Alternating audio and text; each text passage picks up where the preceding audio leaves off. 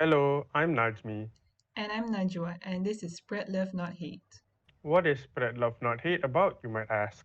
Spread Love Not Hate, also known as SLNH, is a group formed with the idea of spreading positivity and awareness, and is for people to get a better and deeper understanding of mental health disorder and those who experience them.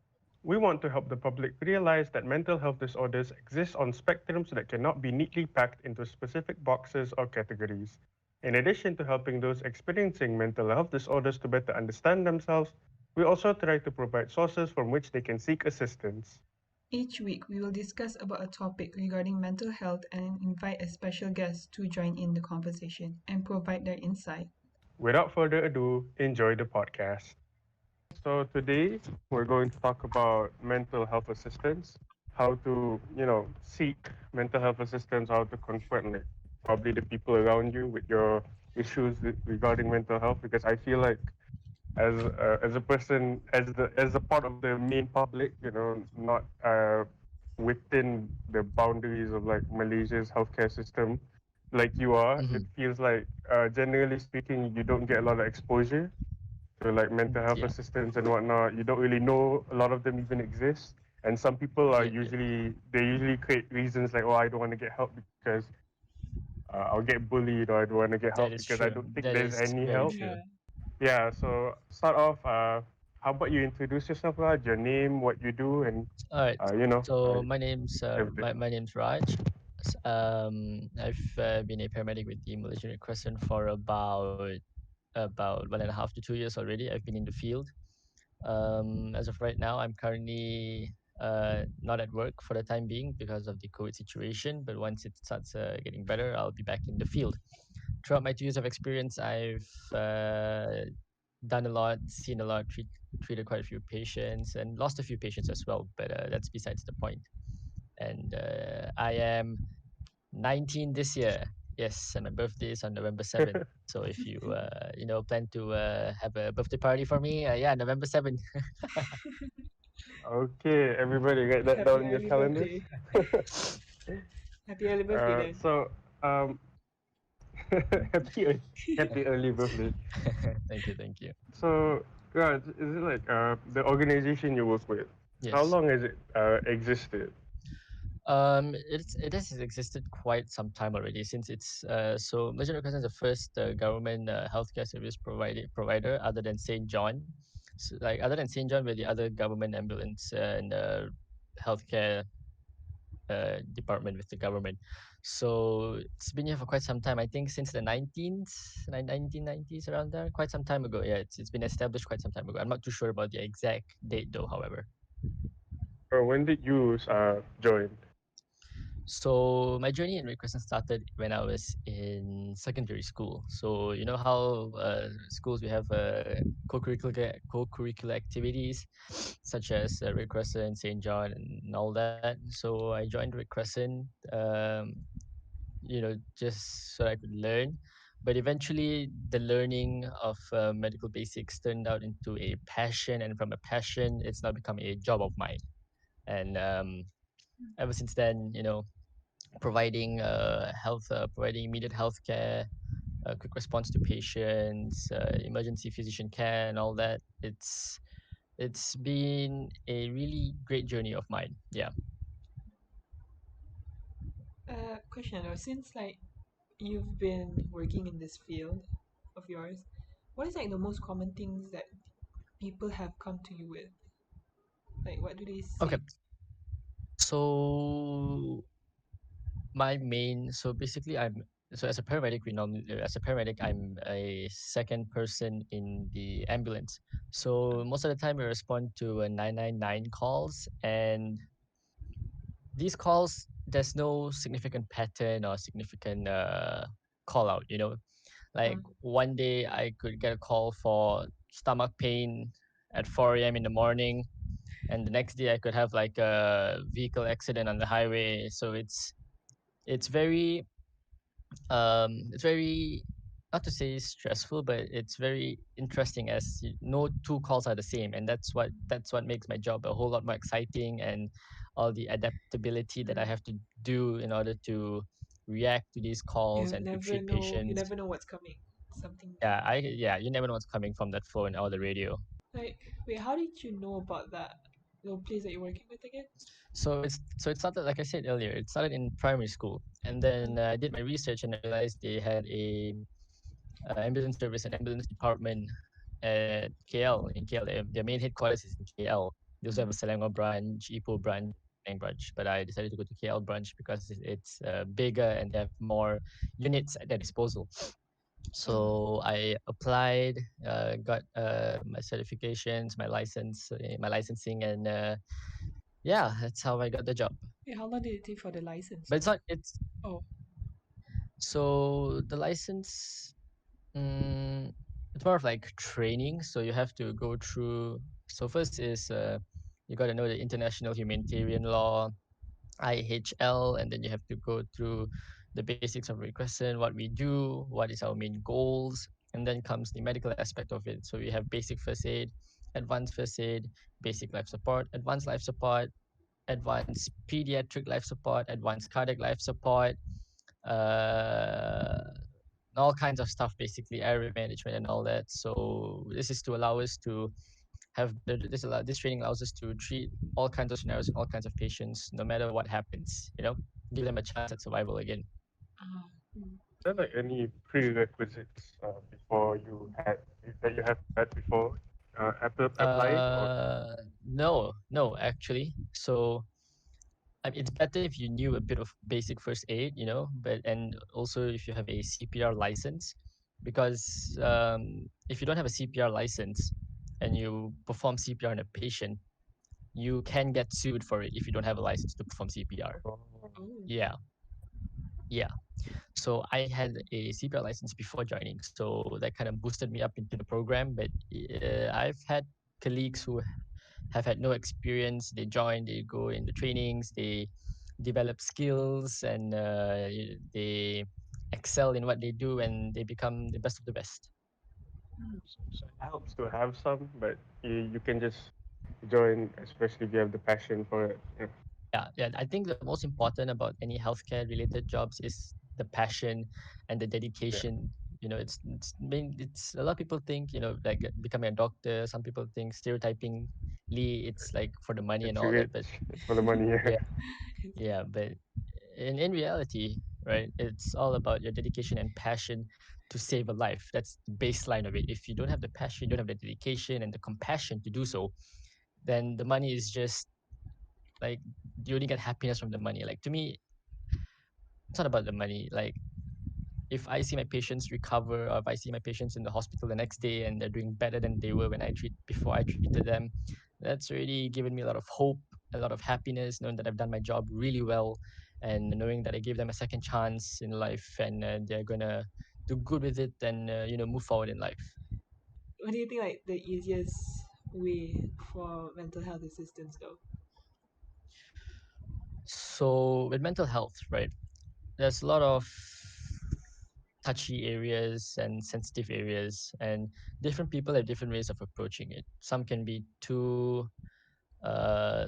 very reserved, like they do not want to seek for help. They or some others, they instead of counseling, they go straight towards medications, pills. And you have people who really want to do something about it, and seek counseling and all that. So it all depends on the individual person. But I think, in my opinion, the main way to help with mental health would be to not only to raise awareness, but also to have more opportunities for these people to seek out and gain help from. Like in Malaysia, we have I don't know if you've heard, but we have befrienders. You also have hospital related services. You have psychologists, psychiatrists. These people are, you know, they've studied for it. They've done exam papers. They've done courses for it, and they'll also do their best to help. So it all depends on individuality, actually.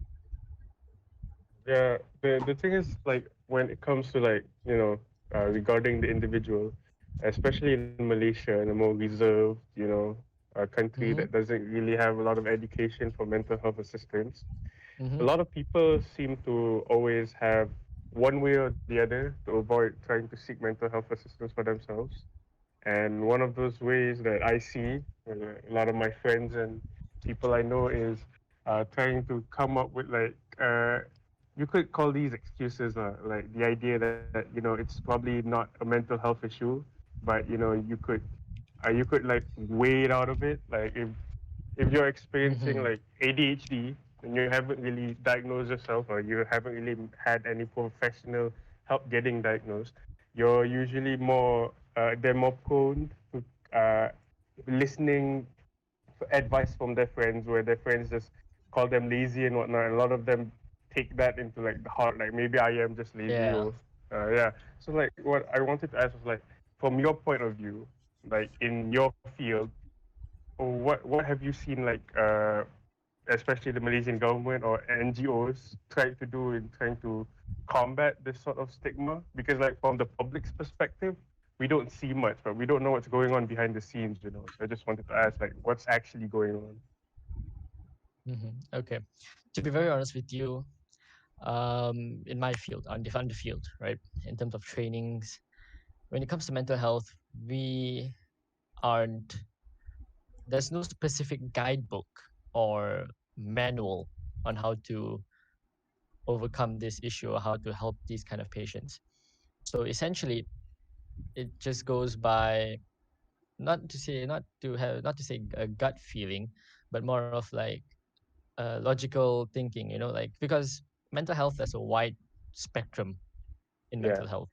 You know, you have like as you said earlier, ADD, ADHD, all the way to anxiety and depression, and all these. Although some people might think it's small, it's still considered a mental health. And as of right now, NGOs and governments are trying to come up with programs, campaigns to raise awareness. Essentially,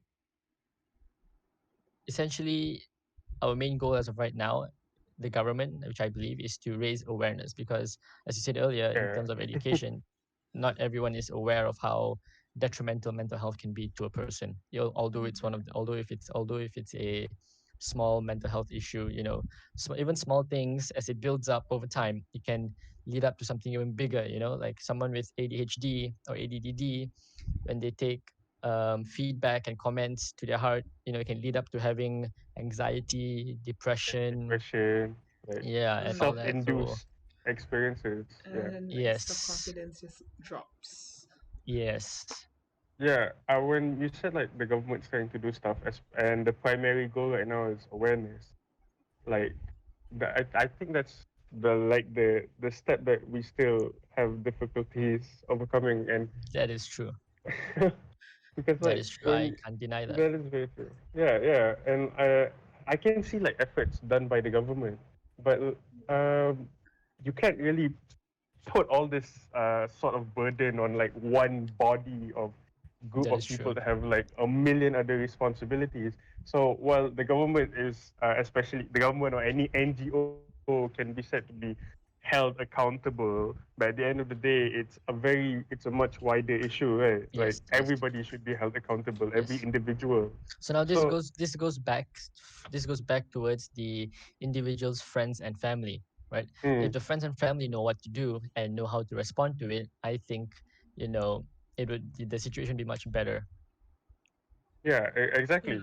Because like if you have people that are individually aware of these things, uh, it goes a long way, especially like when they have a friend where they can see like there's a bit something off instead of like forcing the stigma on them, calling them Yeah, either lazy or if they're sad, just be happy, the cliche yeah, stuff. yeah. If we can just get over that and like raise like even the most basic levels of awareness, like you said, but the issue still remains like how can one raise awareness, right?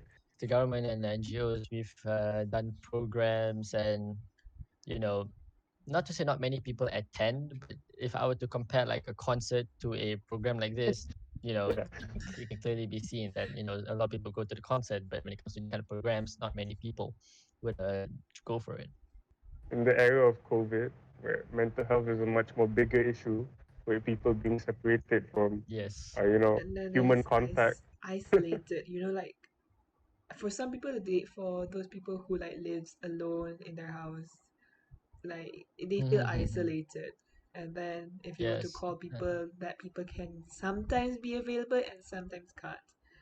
So, That is true. and how they cooperated before COVID might have been different. And then like the first lockdown, like um depression cases were all like how mental health people with mental health increased because of lockdown, like the That is first true. lockdown, right?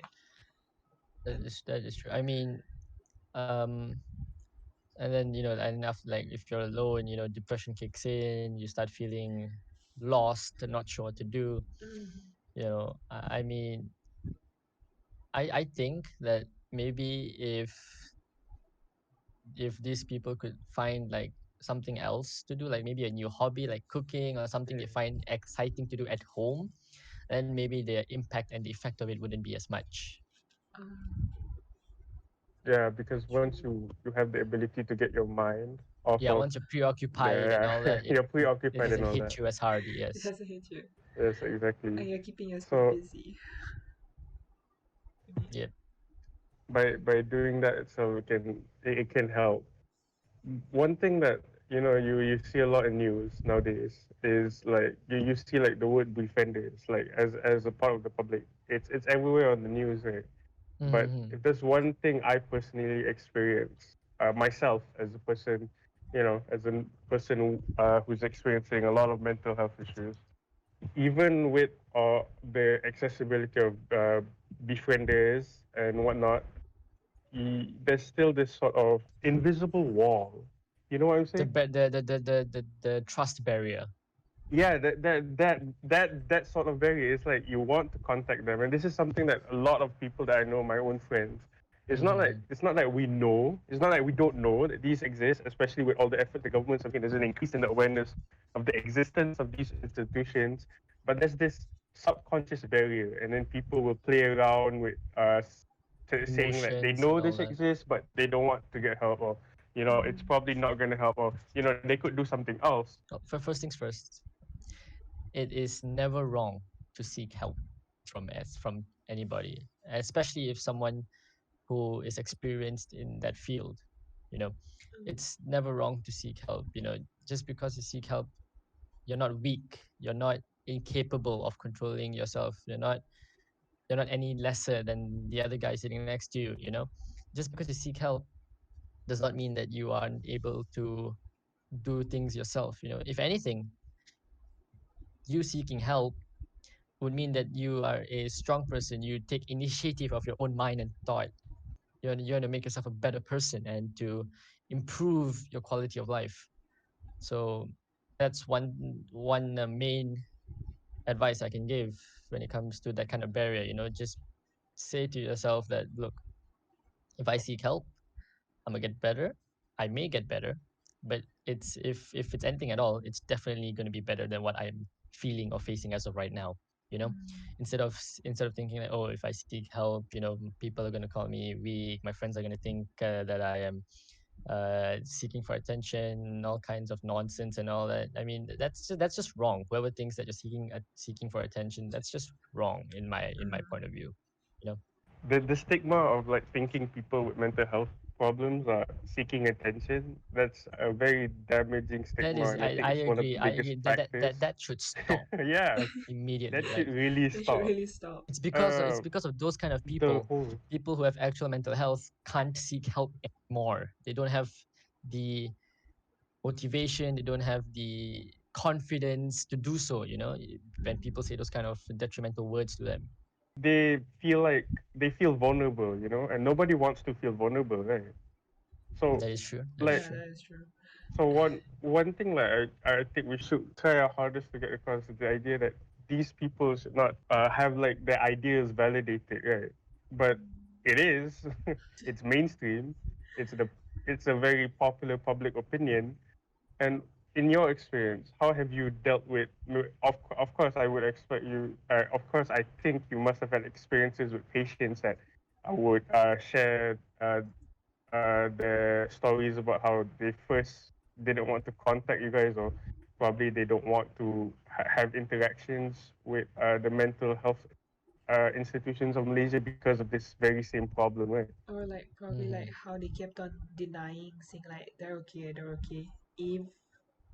even though Okay, things are so family yeah, friendly. so Recommend? I've had an experience. It was 21. It was last year. Last year. Mm. So we got this call, right? It was from the wife, right?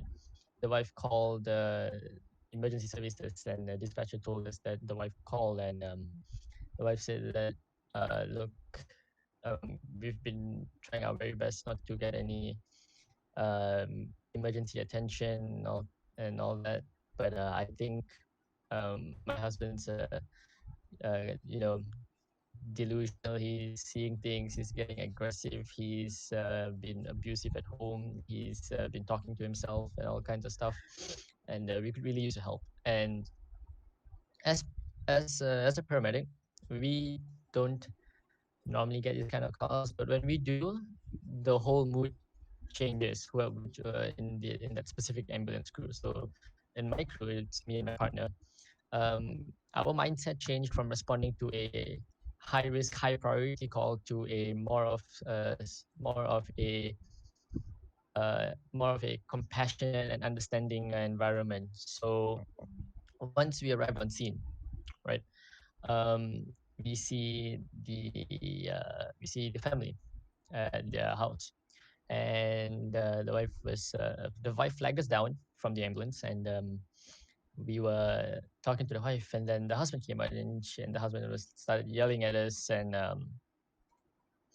he was like, "Oh, you can't be here. You're trespassing. I know my rights. This is my property. You can't be here." And we told them that, "Sir, listen. We're with the government. My name's Raj. I'm from the Malaysian Red Crescent Society. We got called out here for a medical call. Is everything okay?" So the first thing, as you can see in this kind of scenario, is how compassion and how soft voiced I am towards these kind of patients, because that's what they really need. They don't need any more aggression or any more force projected on them, projected towards them, because this only gets them more agitated, or they get more into denial, or it starts to trigger them and starts to trigger a involuntary response, which we do not want. So just have to be, although it's You hard. have to be a comforting voice, lah. Yes, although it's hard for some people, just got to be very compassionate about it. You got to be understanding. You got to sympathize and empathize with them. Knowing that they have this issue, and it's not something treatable with medication. It's not something that you can treat on scene with like medication such as adrenaline or epinephrine. So it's all about so when it comes to calling, then it's all about how we project ourselves first, right? Mm. And then after that, we come to find out about the patient's history. So basically, he's been delusional. He's been depressed. Has an anxiety. Is also aggressive/abusive. So because of the abusive/aggressive history of the patient, as paramedics, because we aren't allowed to carry anything to defend ourselves, so as protocol, we needed to call in the police department. So they came, and but I told the police department to just hang back, because seeing a cop in front of their house might trigger a defensive mechanism to the patient, and things could just turn wild just like that. You never know what could happen on a call, as I said. So we then talked to the patient, and also the patient wasn't eating for about 2 to 3 weeks. Every time the wife gave him food, he would just throw it out the window. So he was severely dehydrated, really thin. You could see that he hasn't slept for quite a few days, so he's just really disoriented, and just really not in the right of state of mind. And in the end, we without using any force, we got him to the back of the ambulance. I then did my vitals, checking him, his pulse rate, his oxygen, and all that. And Was he like defensive in any way? Like, yes, he was twitchy. He was, I can still remember, he was very twitchy. He was um shaky. It's just uh, because he was very, what's that word, was uncomfortable. out of his Uncomfortable. zone lah. Yeah. Yes, really abnormal behaviors. But I kept my cool, and just told him, sir, you're gonna be fine. You're gonna be okay. And I reintroduced myself, because mm, with this kind of patients, you got to know that you are not here to cause them harm or any pain. You're here to help them and to care for them and to understand how they feel and all that.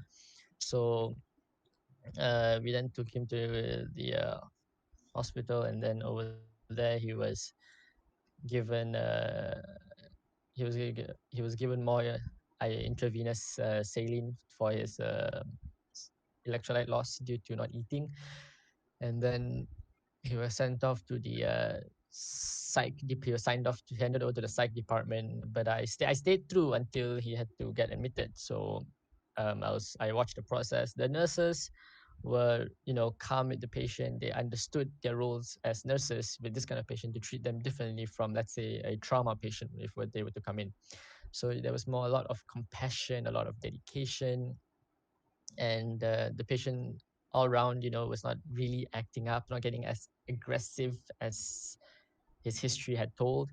And few few weeks passed by, and I am at home, and I get a call on my phone. It was the wife. The wife called me. It was like the wife was like, "Hey, is this Raj from Malaysian Red Crescent?" I'm like, "Yeah, what's up?" And like, "Hey, do you still remember my husband that you sent to the hospital the other time? He wasn't really right in the head and all that." I'm like, "Yeah, I still remember." She's like, and she told me that she was really thankful for how I arrived on scene and took control of the situation, and just calmed her husband down and provided the husband with immediate care and transfer to a safer facility. And she was all around thankful, which made me really happy. And she also told me that the husband has been feeling better and is now eating and sleeping, which is a great improvement from A the big last time I saw. improvement. Yeah. And that just made me really happy. And yeah, so in the end, when it comes to dealing with mental patients, and it comes to dealing with people who have mental health, from the smallest ADD to ADHD to the biggest depression, anxiety, self harm, it all comes down to us as a person to show compassion, to show sympathy, and to show care for these people, because the main reason why they are having this kind of mental problem is because they have faced either a traumatic incident, and they are either born that way, or due to the environment around them. That's how they react towards. That's how they react normally to it. So make them think that you're there to help them and to care for them and to be there for them. Essentially, that helps to calm them down, and maybe give them a second thought about it, and seek professional mental health people to help them in their path to becoming a better person. When you hear stories like this, it really paints like a much more clearer picture of the situation from like all aspects. Uh, because like even from the start, it was the source itself seemed to be like the idea of a stigma. Because even when you got the call, the wife first mentioned that she could have gotten help earlier. She didn't say that directly, but the idea is that she could have gotten help earlier, but because she was probably afraid of like the This was backlash. Right. it, so it wasn't the wife that didn't want help. It was the husband actually didn't want It help. was He the was husband himself. in Oh. denial. It was husband in data. He was in denial. He was saying that he was fine. He didn't. He thought that he was acting normal, but the wife really wanted him to seek medical help. Mm. In the end, I think the wife broke and had no choice but to call for emergency medical services to come in and assist. I mean, So yeah, it's so still great it's because she it's called for help. generally that yeah, generally that stigma of you know I may seek help later. That stigma is not just us is not just directed. It's not just found in normal members of the public, but also to patients themselves. So technically, everyone has been infected with this stigma, and this stigma shouldn't be as As strong as obvious it is. or as expressed as it is, as And because compared. right now it leads to situations that you have yourself faced, like that one, which is like very critical situations that if probably prolonged longer, if like in a different lifetime where the wife kept listening to the husband, things Yeah, could have gotten way worse, right? And then I mean, you start you start someone could have thinking, got them hurt really bad. yeah, exactly. And then you start thinking like, what if like there's that exact situation happening right now, and then you're probably going to get a call next week, Yeah, when it has become severe, like the call you got. yeah. So I think the stigma of seeking help later changed towards Totally changed. should be changed to like, if this person does not seek help as soon as possible, he or she, whoever the person is, may get even worse than they were before, and this could lead to devastating consequences that could mean the life and death of said patient or the people around them. It can go from 0 to 100 real quick, just like that, if some things aren't changed or treated as soon as possible. Exactly. People don't think about these things when they're It is, perpetuating that stigma, right? They usually think, oh, encouraging people to just hold on and fight it off is the most healthy way to go because you grow as a person, yada yada yada. sure. I mean, like, hold on and fight it out, but I mean, come on, that the patient It can only go so far. has been holding on longer than you might think, and for Exactly. all you know, they might just break the next day, and things could happen, you know. Things could happen that you can't really take back. You know? Yes, yes. On the topic of like stigma surrounding seeking mental health assistance and like the idea that it's becoming more mainstream, you see a lot of like I've said before, like my exposure to KL defenders.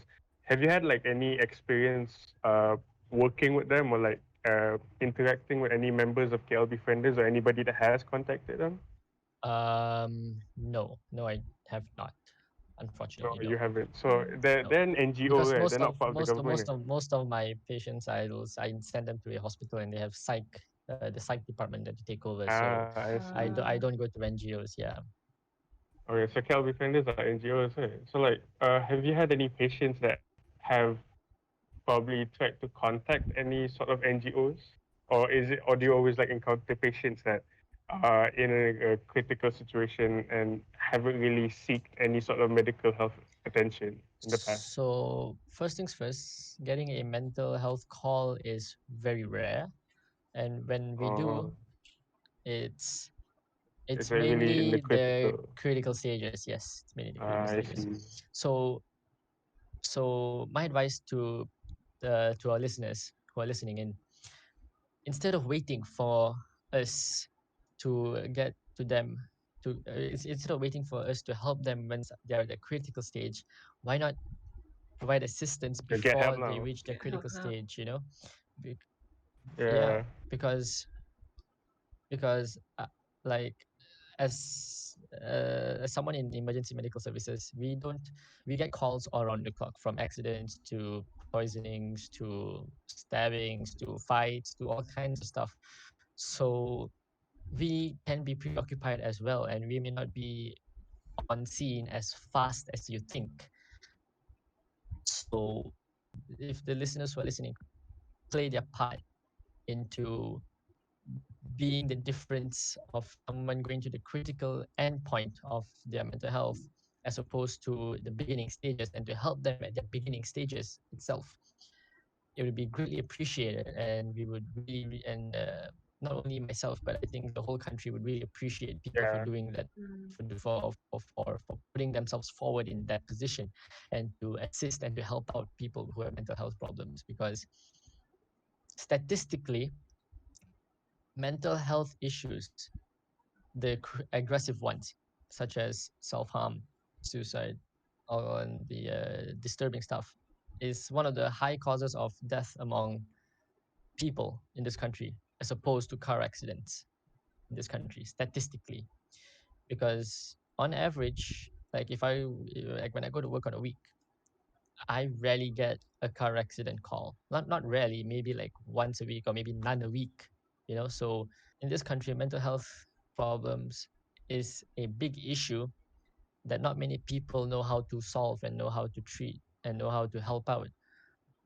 So what I can say to that is, why not try to be more understanding to these people, and to be compassionate and to show compassion to them, and to make sure that they know that you are there to support them and not to backlash them and pound them to the ground and telling them that they're a piece Sure. of shit when they're not. Like to paint a much more clear picture to our listeners, right? Okay, because you pointed out that on a statistic level, mental health, the critical mental health issues cause more harm than car crashes statistically. Malaysia is one of the highest countries, the highest rated countries, or in Southeast Asia, where car crashes are like the main contributing factor to death and serious injury. So the fact that Malaysia is top in that department, to say that mental health critical issues are much worse is actually a really big statement, It and is. that's the It issue. is. People don't think about that. They read the news, they see car crashes, and then they think, oh, like this is unfortunate. It is, but people don't see like there's a bigger problem that, because in the cases of car crashes, right, you could blame that on the cars themselves not functioning, or the drivers being irresponsible. When it comes to mental health issues, it's every individual's sort of burden. Every parent to their child, every friend to their companion at school, every teacher to their students. It's everyone's responsibility.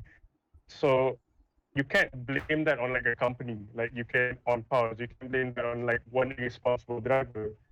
So the fact that it's an issue that everybody can chime in and contribute to fix, and yet it still contributes to a much uh, larger amount of It's true. critical accidents compared to car crashes. Yeah, I just wanted to paint like a more clear pictures to the listeners of how bad the situation really is, and like And how and we and can help, but we don't. yeah, and to add on to that, like if you look at newspaper, how often do you see a newspaper article regarding mental health as opposed to a car accident? Not much. Not much. Let me just leave that there for a while. Mm. Yeah, exactly. Like when you just spend like a minute thinking about when was the last time you saw someone talk about mental health issues in the news compared to car As crashes. op- yeah, compared to a car accident. You just don't. I can't think of one time. Maybe on Twitter, but not on like actual Probably paper not news on or newspapers. newspaper It's already articles. like a tabooed, probably like a tabooed subject where we Yeah, don't it's talk a about it. taboo subject It's a that most taboo people don't subject. want to tackle. Yeah. But yet like we like have a spotlight on issues that are totally valid. Like you want the rate of car crashes to decrease, of course, but at the same time, like nobody is putting on the spot can definitely chime in ourselves, and that is definitely being, especially with COVID-19, a critical issue in our country right now.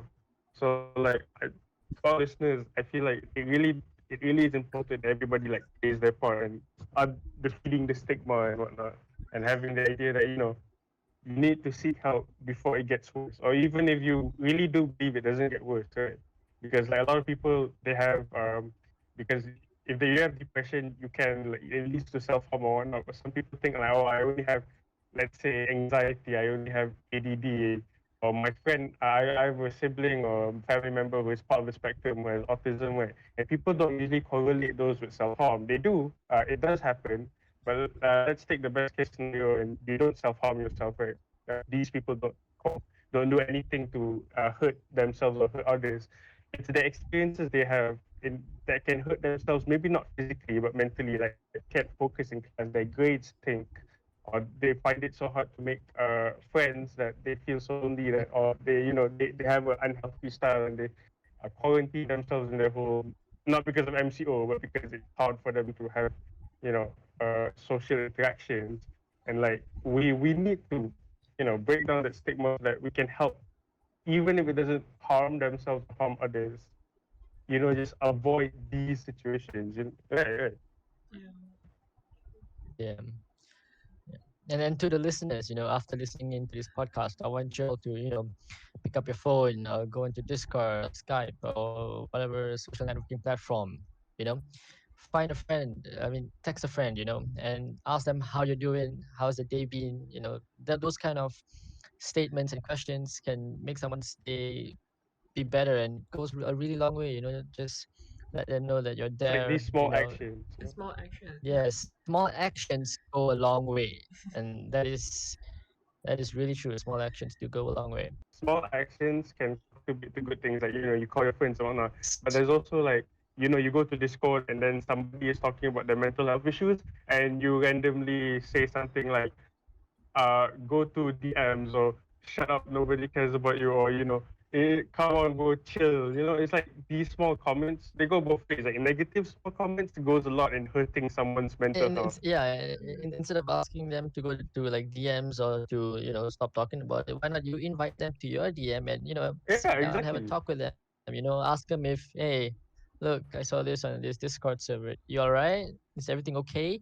These kind of things brings not only friendships, but it also brings good mental thoughts to that patient, to that person, and and they have a sense of belonging. Then they have a sense of calm knowing that someone's out there looking out for them, and like as I said earlier, ask your friends, how you doing, how's your day. For they might open up to you, and Exactly. and you might Yeah. get like a topic started, and from then can continue and see what happens.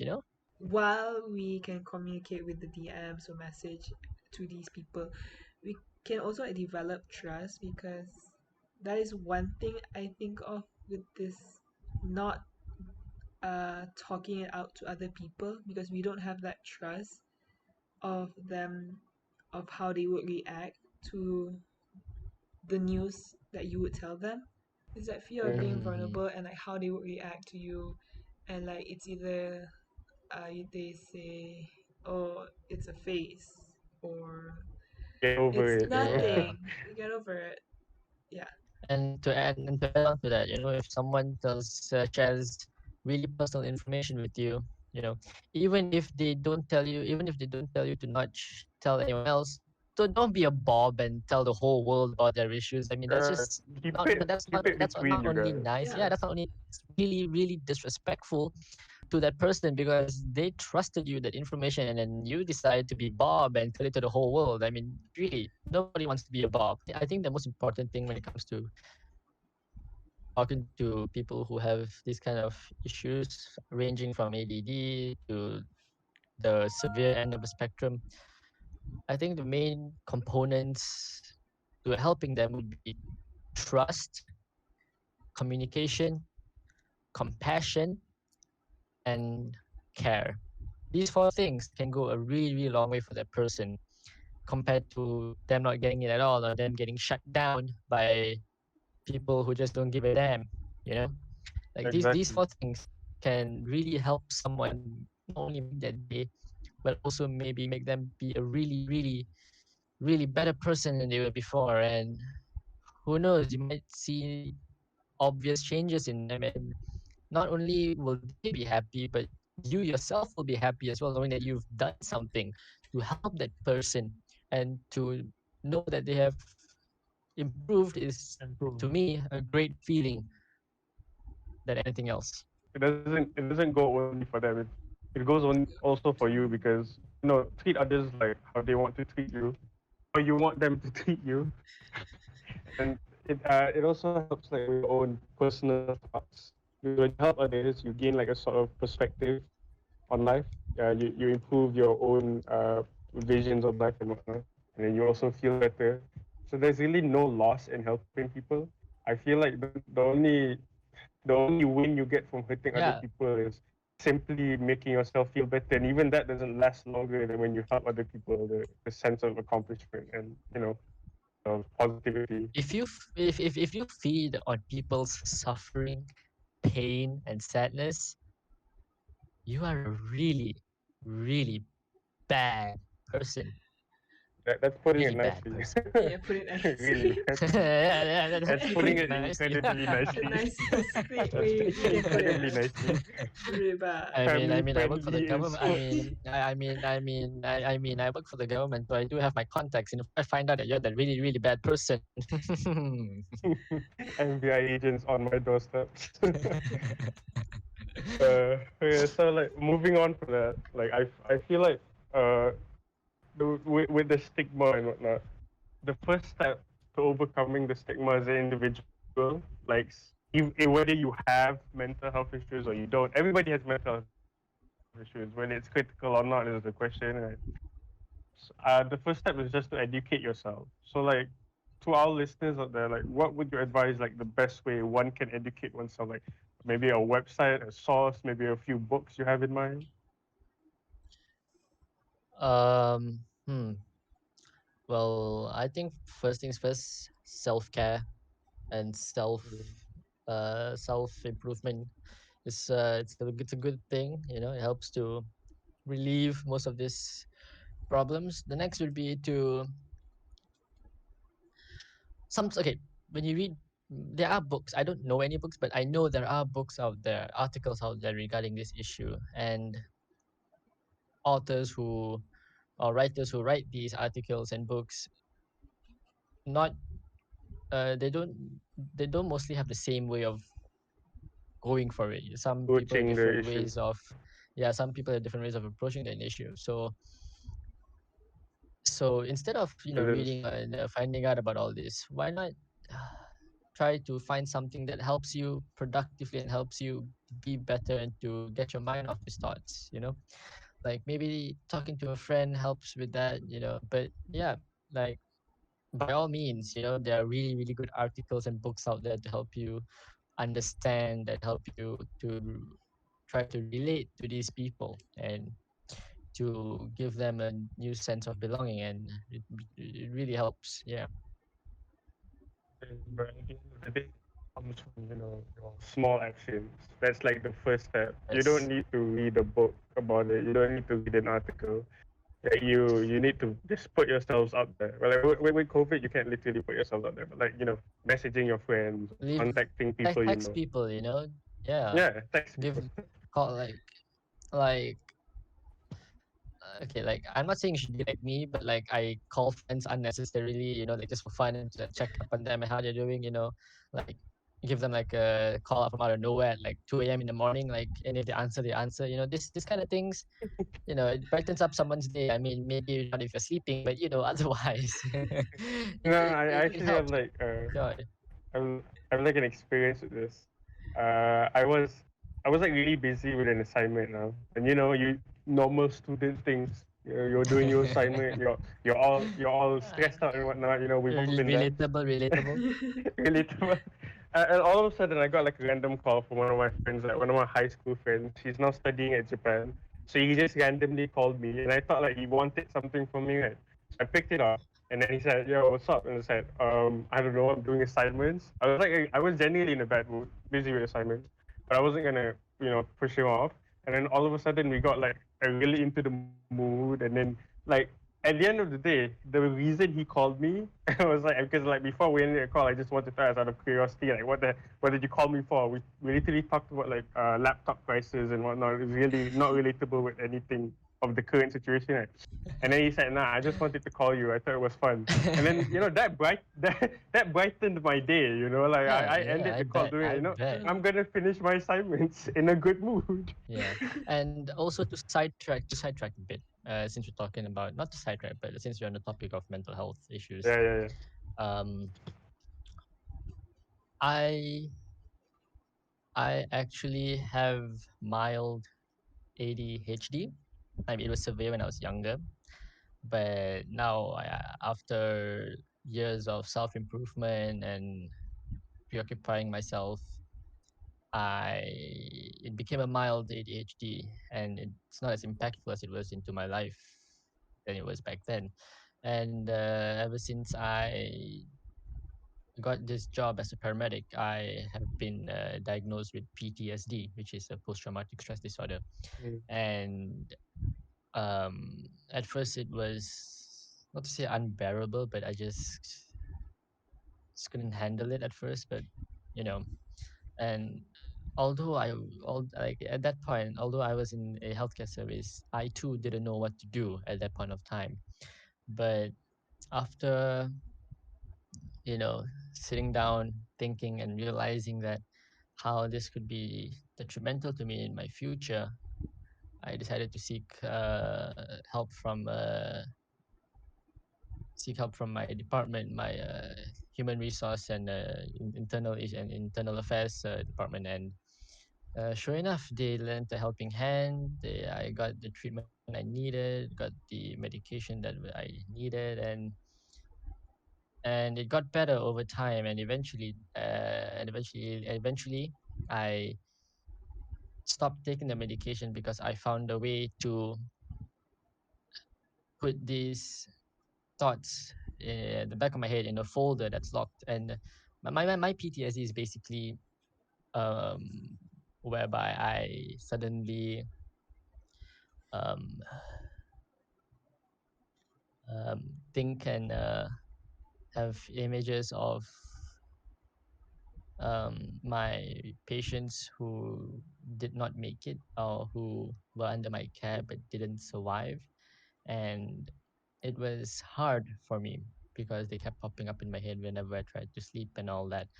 But now it's much more controlled. It's in the back of my head, and it rarely gets triggered as of now. So right now I can confidently tell you and my listeners that I am not on mandatory medications anymore. I still have them, but that's if it gets bad. But as of right now, I am not on medication anymore, and I am in complete control of my PTSD. So this is something that I like to share to everyone, because if someone gets the right care and someone gets the right help they need, they can be in control of their thoughts, and they can be in control of their emotions and shut them off, and to not let that mental health issue be a hindering bug with them throughout their entire life, if you get what I mean.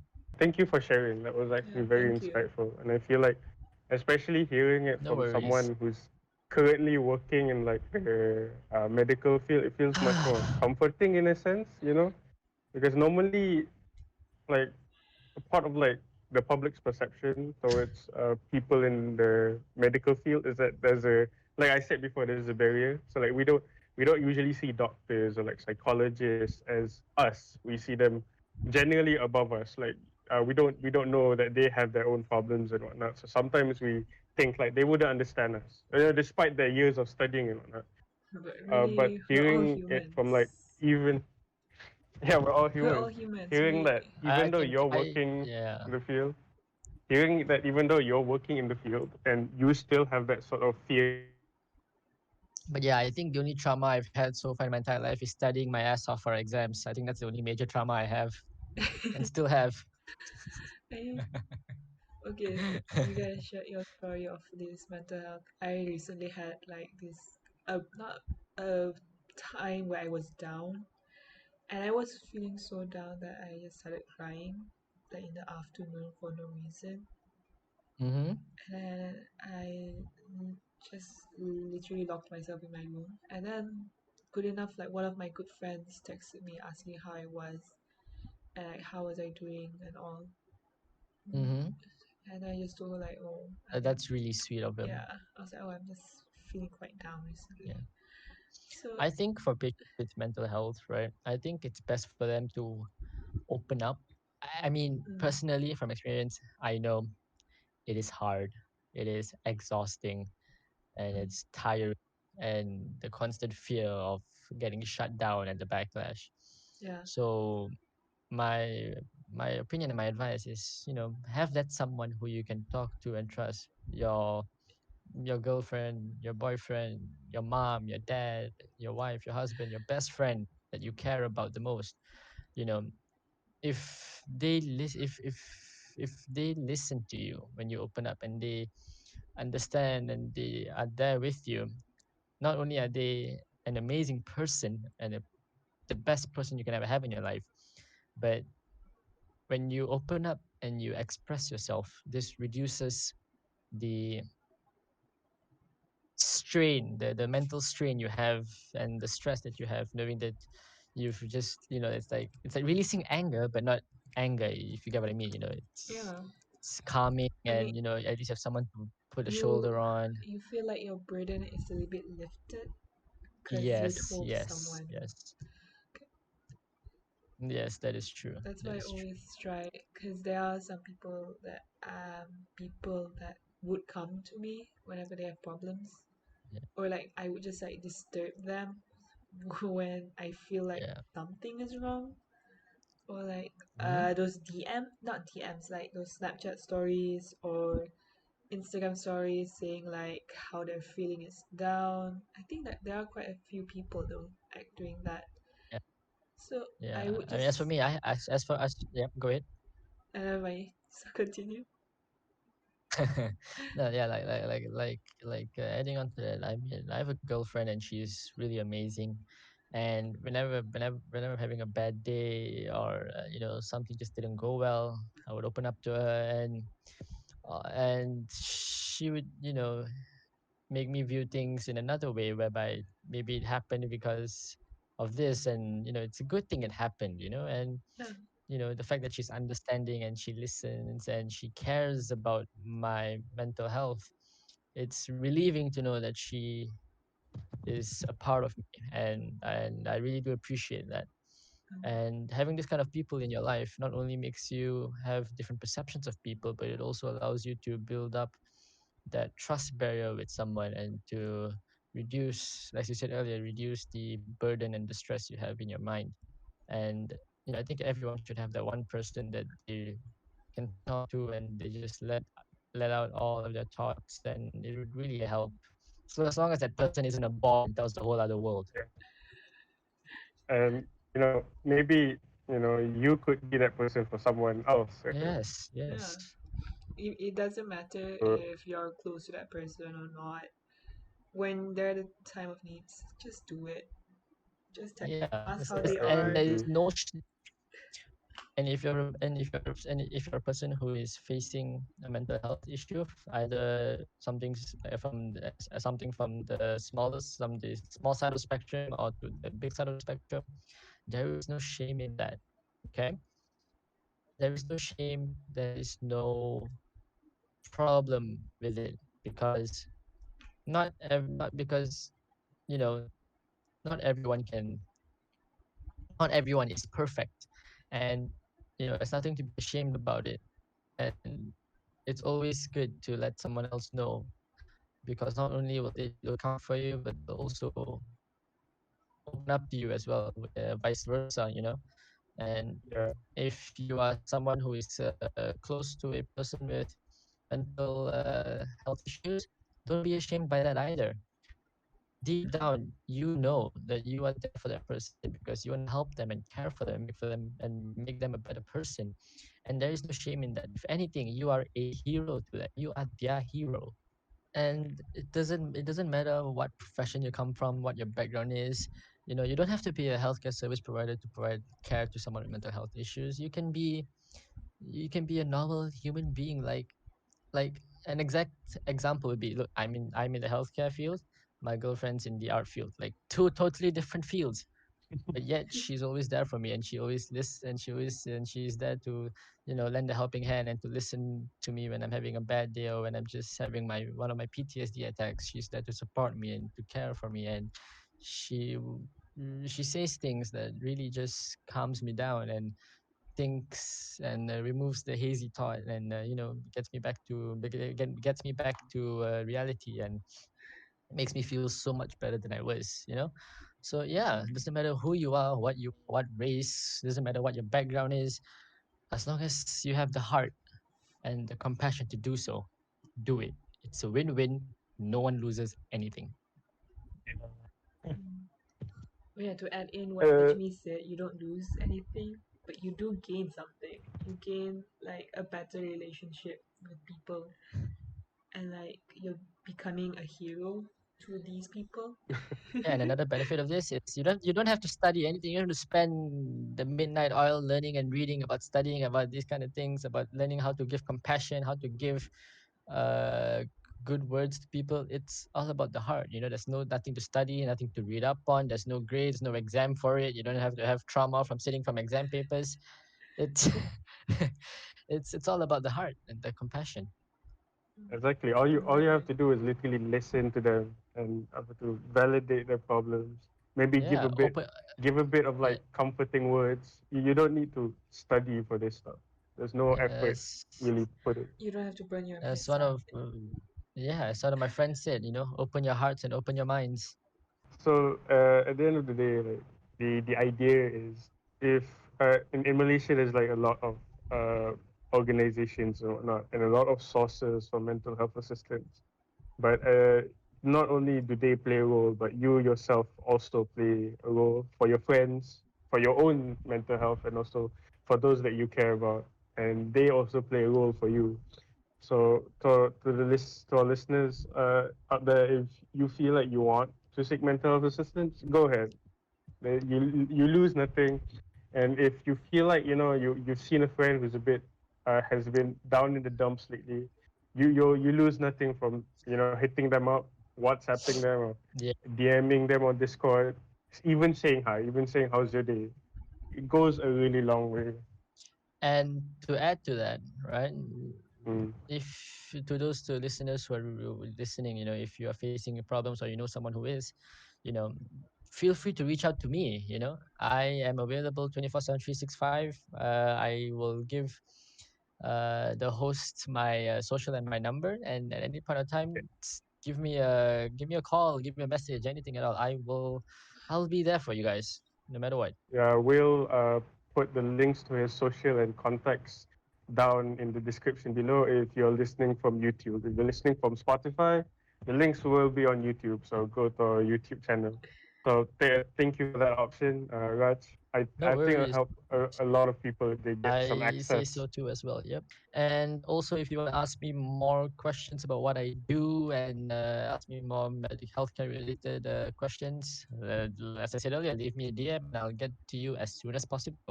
Okay, so I Okay. think like that wraps it up for like our topic today. That has been like a really productive session. Thank you a lot, Raj. We've No learned a lot, and problem. I No hope our Thank problem. listeners you. also have learned a lot. Been great to share You know, information with y'all. And thank you.